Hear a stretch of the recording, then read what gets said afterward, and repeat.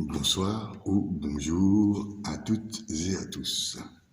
Aujourd'hui, j'ai envie de vous parler de cette icône de Jésus qui s'appelle le Jésus Pantocréator. Donc, Pantocréator, en grec, veut dire le Tout-Puissant. Il exprime la toute-puissance, la lumière qui est sans ombre.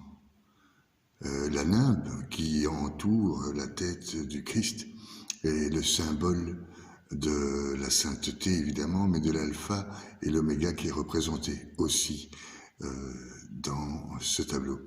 Jésus Pantocréator, le Tout-Puissant, celui qui a créé Dieu, qui a créé le tout. Le Christ Pantocréator, dans cette icône, tient en main les Écritures saintes dans sa main gauche et il lève la main droite en guise d'enseignement. C'est un enseignement codifié par sa bénédiction. Il est dit que tout était écrit et dit dans la Bible, dans la Torah. Et cette Torah nous invite à la vie éternelle, où cette Bible nous invite à la vie éternelle. L'histoire de Jésus, du Christ, nous invite à cette vie éternelle. Cette vie éternelle commence évidemment maintenant. Maintenant, nous sommes dans le temps, il y aura donc une réflexion sur le temps. Qu'est-ce que le temps ? Le Tout-Puissant Créateur, Pantocréator, crée le temps et la matière. Notre passé, pour commencer par lui, n'existe pas par lui-même. Il n'existe que selon les souvenirs qu'on lui emporte. Ces souvenirs sont plus ou moins marquants et c'est ce qu'on retient de notre passé. C'est selon les traces qu'elles ont laissées dans notre présent, appelé à passer. C'est notre vécu dans le passé. Le présent, par contre, existe bel et bien. C'est un temps certain, c'est un temps où l'on peut se dire que maintenant nous sommes présents à nous-mêmes. C'est un temps qui est mesurable, le présent, et c'est un temps qui est en même temps immesurable. Il est le seul à être vraiment quantifiable et non quantifiable. Il est le seul à être infini. C'est notre moment présent. Il existe alors le troisième temps, et ce troisième temps, c'est le temps futur.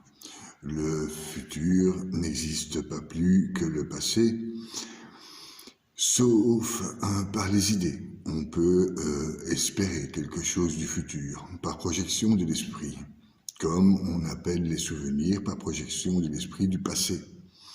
On en a plus ou moins une projection. Pour le futur, donc, ce souvenir ou cette projection, ça s'appelle l'intuition.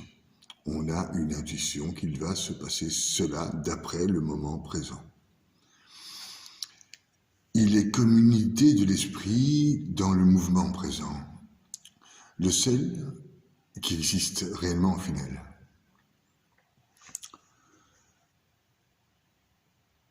Je vais revenir donc à ce Pantocréateur, le créateur de tout, et le temps qu'on passe avec lui afin de pouvoir imaginer, strier les affaires de notre passé et connaître notre futur. Le priant s'adresse au Pantocréateur, Jésus, Dieu, dans un instant qui lui est présent.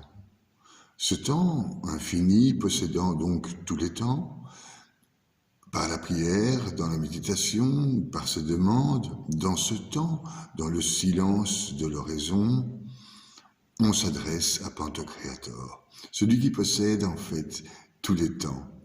Cette image est merveilleuse, elle représente le créateur de tout. Il crée toutes choses. Si nous nous projetons en priant, et si nous nous projetons en priant, nous demandons de connaître un avenir, d'avoir une demande, il s'agira alors d'offrir notre prière, d'offrir notre corps, d'offrir notre esprit en sacrifice. C'est ce qu'explique et c'est ce que dit le roi David dans les psaumes, entre autres, dans le psaume 51. Le sacrifice qui plaît à Dieu, c'est un esprit brisé. Tu ne repousses pas, ô mon Dieu, un cœur brisé et broyé. Voilà le sacrifice à offrir à Dieu, le Pantocréator. Il faut donc ouvrir notre cœur à l'amour, à la charité, pénétrer dans notre jardin intérieur pour le rencontrer avec évidemment la joie, la paix, la plénitude, pour y retrouver facilement notre pierre angulaire, celle qui unit notre jardin intérieur, notre âme, notre moi profond au Créateur. Il est dit dans 1 Pierre 2, de 4 à 8, « Rejetez donc toute la méchanceté, toute ruse, toute hypocrisie, les jalousies et toutes les médisances. Comme des enfants nouveau-nés, soyez avides de lait non dénaturé, de la parole, qui vous fera grandir pour arriver au salut. Puisque vous avez goûté combien le Seigneur est bon, approchez-vous de lui. Il est la pierre vivante rejetée par les hommes, mais choisie précieuse devant Dieu. Vous aussi, comme ces pierres vivantes, entrez dans la construction de la demeure spirituelle, pour devenir le sacerdoce saint et présenter des sacrifices spirituels agréables à Dieu, Jésus-Christ. Voilà encore, avec l'esprit brisé, une autre manière d'offrir sacrifice à Dieu, le mettre en lien avec notre cœur, avec notre âme, via cette pierre angulaire. La connaissance des Écritures nous aide à trouver le chemin vers le dévoilement. Cette pierre d'angle, donc, est la témoin dans notre âme, le lien perceptible de Jésus Pantocréator, la perception du voile, le recouvrement de Dieu via l'Esprit.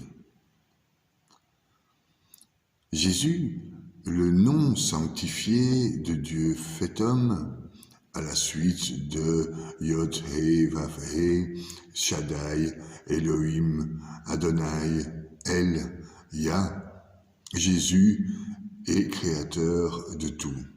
Dieu fait homme, Pantocréator. Il nous a laissé la marque de l'Esprit Saint par un découvrement évident. Il nous a fait découvrir dans l'histoire. Il nous a fait dévoiler son Verbe divin. Ils l'ont vu, il est le Fils. Comme l'a dit Jean dans son épître, au commencement était le Verbe, et le Verbe était auprès de Dieu, et le Verbe était Dieu. Jean 1. Je vous invite à relire d'ailleurs tous les chapitres de Jean, le 1 spécialement, concernant la notion de Pantocréator, le Tout-Puissant, celui qui a créé tout, l'omniprésent, OV. Le Pantocréator, Tout-Puissant, dans ses moments de prière, dans nos demandes de guérison future, de réconciliation, pour une demande d'un avenir meilleur, procède par l'Esprit. Il procède par l'Esprit notre imagination, nos souvenirs, nos intuitions présentes dans ce moment. Il y a dans le moment présent une omniprésence, l'omniprésent de l'omniprésent, Ové, Yod He Vav He, celui qui s'est dévoilé à Moïse sur le mont Sinaï. Il est celui qui est sans changement, et son dévoilement est alors total. Au parcellement total, cela reste un mystère pour l'homme. Jacques 1,17 Les présents, les meilleurs, les dons parfaits proviennent de tout en haut. Ils descendent d'auprès du Père des Lumières, lui qui n'est pas, comme les astres, sujets aux mouvements périodiques et aux éclipses. Un mystère donc, un mystère pour lequel vouent leur vie tous les saints et tous les moines, leur vie entière à la recherche approfondie de l'imitation du Christ et dans l'étude la plus complète des Saintes Écritures. C'est une somme de volonté et d'amour, l'étude et la prière. Cette volonté, cet amour se nomme la charité. La charité est une gloire divine pour la gloire de Dieu. Elle nous est offerte par le Pantocréator. Cet amour du Christ, cette pierre angulaire, ces volontés ajustées, nous mènent par sa grâce à l'étude et à la prière. Cette grâce nous permet alors, à celui qui observe ses actions futures, dans le présent, d'entrevoir plus concrètement le chemin de son avenir et en déduire ses réalités à l'avance, se projeter dans l'avenir, en somme, guidé par le Créateur et son esprit, en ayant pour lui donc un amour total et une obéissance sans faille. Il nous permet alors de trouver la paix, la liberté intérieure perdue pour la plupart de nos contemporains. Mais aussi par nos actes d'anagogisque, les actes qui mènent vers les cieux, anagogisques qui mènent vers la lumière, les actes, par nos actes, la prière, l'étude, la volonté, l'amour, la charité, l'humilité, le détachement, l'obéissance, tous ces actes qui, par la grâce de ce Pantocréator, par la grâce de Dieu nous sont offerts, nous permettent de monter à l'échelle qui nous mène au plus près des anges. Bonsoir, bonjour, bonne nuit.